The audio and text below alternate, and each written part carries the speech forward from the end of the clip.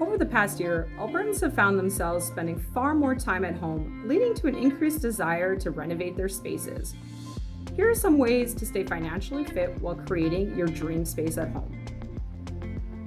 When planning for any project, whether big or small, planning is key. Renovations can be expensive. Do your research and understand how much your renovation will cost. Is it within your budget? Will you need to hire a contractor? Or can you keep the cost down by doing it yourself? If your home requires substantial updates, you may not be able to do it all at once.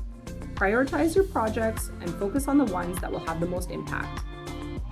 A quality renovation can save you money in the long run.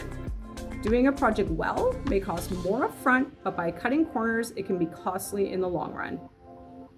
Eco-friendly updates should also be considered, as many of them can save you money on your utility bills. We have a variety of lending options here that can help you achieve your renovation goals. Our home equity line of credits, or HELOCs, are a popular option for financing these types of projects. HELOCs allow you to borrow, repay, and borrow again with ease. HELOCs are perfect for those whose lending needs fluctuates, which is often the case during a renovation.